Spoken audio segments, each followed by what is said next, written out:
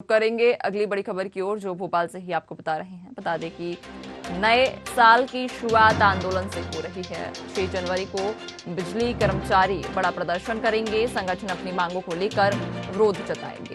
बता दें कि जेल भरो आंदोलन किया जाएगा। 9 जनवरी से अनिश्चितकालीन हड़ताल भी सभी संविदा बिजली कर्मचारी करेंगे। 5 सूत्रीय मांगों को लेकर ये संविदा कर्मचारी आंदोलन कर रहे हैं। तो बड़ी खबर भोपाल से आपको बता रहे हैं, जहां नए साल की शुरुआत आंदोलन से हो रही है। संविदा कर्मी विरोध प्रदर्शन करेंगे। 6 जनवरी को बिजली कर्मचारी एक बड़ा विरोध प्रदर्शन करने जा रहे हैं। अपनी 5 सूत्रीय मांगों को लेकर ये आंदोलन करेंगे और 9 जनवरी से सभी संविदा बिजली कर्मचारी अनिश्चितकालीन हड़ताल पर चले जाएंगे, जिससे कहीं ना कहीं व्यवस्थाएं भी लड़खड़ा जाएंगी।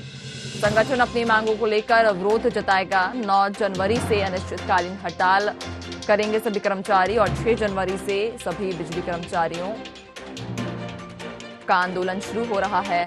संविदा बिजली कर्मचारी एक बड़ा प्रदर्शन करने जा रहे हैं 6 जनवरी को, और 9 जनवरी से सभी संविदा बिजली कर्मचारी अनिश्चितकालीन हड़ताल के लिए चले जाएंगे। 5 सूत्रीय मांगों को लेकर वे हड़ताल कर रहे हैं। जेल भरो आंदोलन करेंगे सभी संविदा कर्मचारी।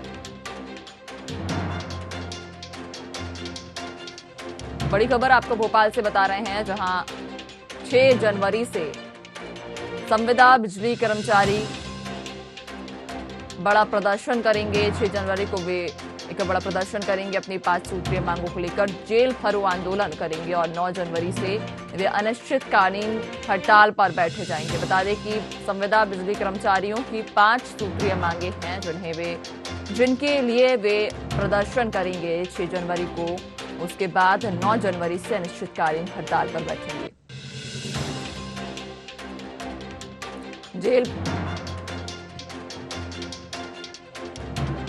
जेल भरो आंदोलन किया जाएगा। संगठन अपनी मांगों को लेकर विरोध जताएगा। इस खबर पर ज्यादा जानकारी के लिए हमारे साथ संवाददाता कृष्णा हमारे साथ बने हुए हैं। कृष्णा, नए साल की शुरुआत आंदोलन से हो रही है। 6 जनवरी को सभी संविदा बिजली कर्मचारी पहले एक विरोध प्रदर्शन करेंगे, एक बड़ा विरोध करेंगे। उसके बाद में अगर उनकी मांगे नहीं मानी जाती हैं तो 9 जनवरी से वे अनिश्चितकालीन हड़ताल के लिए चले जाएंगे। क्या कुछ मांगों को लेकर वे हड़ताल पर बैठेंगे? नैन्सी, 2023 ये पूरा साल आंदोलन के नाम रहने वाला है। बिल्कुल, क्योंकि कहीं ना कहीं विधानसभा चुनाव है और विधानसभा चुनाव जब होते हैं तो सत्ता से कर्मचारी अपनी मांगों के लिए निश्चित तौर से पहले भी देखा गया है कि आंदोलन करते नजर आए हैं। इस बार भी संविदा के बिजली कर्मचारी 6 तारीख को राजधानी भोपाल में जुटेंगे। 70,000 से ज्यादा कर्मचारी अपनी मांगों को लेकर प्रदर्शन करेंगे। ये मांगे नियमितीकरण की मांगे को लेकर है कि जो संविदा कर्मचारी लगातार काम कर रहे हैं उन्हें नियमित करा जाए। वेतन विसंगति को लेकर है, और जो बिजली कर्मचारी काम करते हैं संविदा कर्मचारी, उन्हें जो सुविधा मुहैया नहीं हो रही है उन्हें सुविधा मुहैया कराई जाए। जैसे कि जब पोल में चढ़ते हैं तो उनको ग्लव्स नहीं रहते हैं और उनके जो इक्विपमेंट्स है वो नहीं मिलते हैं, तो वो उन्हें उपलब्ध कराई जाए। हालांकि जो नियमितीकरण की मांग है वो सबसे बड़ा मुद्दा है। बिल्कुल। और अब 2023 चुनाव है और सरकार के ऊपर दबाव बनाने के लिए जेल भरो आंदोलन, अनिश्चितकालीन हड़ताल, ये सब देखने को मिलेगा।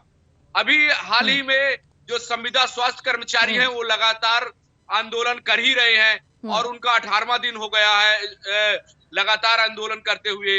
अब संविदा के बिजली कर्मचारी भी हड़ताल पर जाएंगे। तो कहीं ना कहीं मध्य प्रदेश सरकार की मुसीबतें बढ़ने वाली है। 2023 में चुनाव है, इसलिए जितने भी विभाग होते हैं और जो संविदा कर्मचारी होते हैं वो अपने नियमितीकरण की मांग शुरू कर देते हैं। बिल्कुल, देखिए, चूंकि अभी कांग्रेस भी अपना दाव खेल चुकी है। कांग्रेस ने भी ये कह दिया है कि अगर कांग्रेस की सरकार आती है तो पुरानी पेंशन बहाली की जाएगी। कहीं ना कहीं अब भाजपा के लिए ये एक बड़ी चुनौती होगी। उसके अलावा अब बिजली कर्मचारी, संविदा बिजली कर्मचारी हड़ताल पर चले गए हैं, संविदा स्वास्थ्य कर्मचारी हड़ताल पर चले गए हैं, तो कहीं ना कहीं इसका असर आने वाले चुनाव पर जरूर पड़ेगा और जिसका खामियाजा भी भाजपा को उठाना पड़ेगा अगर भाजपा इन सभी कर्मियों की मांगों को पूरा नहीं करती है तो। बिल्कुल नैन्सी, जिस तरह से कांग्रेस अपने मध्य प्रदेश के सीमावर्ती राज्य हैं चाहे राजस्थान की बात कर ले, चाहे छत्तीसगढ़ की बात कर ले, वहां पे पुरानी पेंशन बहाली कर दिया गया है और कर्मचारियों को पुरानी पेंशन दिया जाने लगा है। उस बात का मुद्दा मध्य प्रदेश में भी उठाया है और कमलनाथ ने ट्वीट करके यह जानकारी दी है कि यदि 2023 में कांग्रेस की सरकार बनती है तो सबसे पहले पुरानी पेंशन बहाली की जाएगी। अब इसका असर निश्चित तौर से कर्मचारियों पर होगा। यदि बीजेपी सरकार पुरानी पेंशन बहाली नहीं करती है तो निश्चित तौर से इसका खामियाजा बीजेपी सरकार को भुगतना पड़ेगा। और जो नियमितीकरण की मांग है कर्मचारियों की, वो भी कमलनाथ आए न आए दिन ट्वीट करते रहते हैं कि यदि उनकी सरकार आई तो उन्हें नियमितकरण किया जाएगा। तो निश्चित तौर से बीजेपी की मुसीबतें बढ़ने वाली हैं यदि स्वास्थ्य कर्मचारियां हो या बिजली कर्मचारी हो, यदि उन्हें संविदा को नियमित नहीं करती है तो इसका खामियाजा 2023 के चुनाव में देखने को मिल सकता है। जी बिल्कुल। देखिए कृष्णा, चूंकि पिछले चुनाव में हमने देखा था कि जब कांग्रेस किसानों का मुद्दा लेकर आई थी कर्ज माफी का, तब कांग्रेस जीती थी, लेकिन कांग्रेस के ही अंतरकलह की वजह से कांग्रेस ही नहीं कांग्रेस को दगा दे दिया था, जिस वजह से कमलनाथ की सरकार चली गई थी। तो इस बार भी शायद ही कयास लगाए जा सकते हैं, क्योंकि कमलनाथ ने कई सारे ऐसे मुद्दे उठा दिए हैं, जनता की नस पकड़ ली है, जिस वजह से अब शायद जनता का जो रुझान है वो कांग्रेस की ओर बढ़ गया है। बिल्कुल नैन्सी, कांग्रेस ने किसान के मुद्दे पर ही 2018 में मध्य प्रदेश में फतह हासिल की थी और किसानों का बहुत बड़ा समर्थन कांग्रेस पार्टी को मिला था। बिल्कुल। और शायद कांग्रेस ने कुछ हद तक किसानों का कर्ज माफ भी किया था। अब चूंकि 2023 में कर्मचारियों का मुद्दा छिड़ गया है और कर्मचारियों के मुद्दे पर भी कांग्रेस फ्रंट फुट में खेल रही है और दावा भी कर दिया है, वादा भी कर दिया है कि 2023 में यदि उनकी सरकार बनती है तो कर्मचारियों की मांगे पूरी की जाएंगी।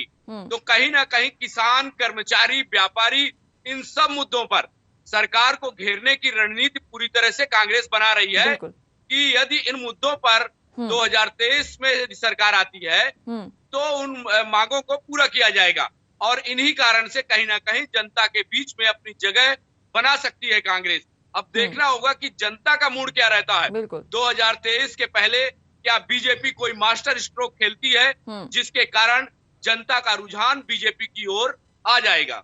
जी बिल्कुल कृष्ण, आपने सही कहा कि ये तो आने वाला वक्त ही बताएगा कि क्या बीजेपी अपना कोई मास्टर स्ट्रोक लाती है जिसकी वजह से वो जनता का रुझान अपनी ओर कर सके। तो तमाम जानकारी साझा करने के लिए आपका बहुत बहुत धन्यवाद।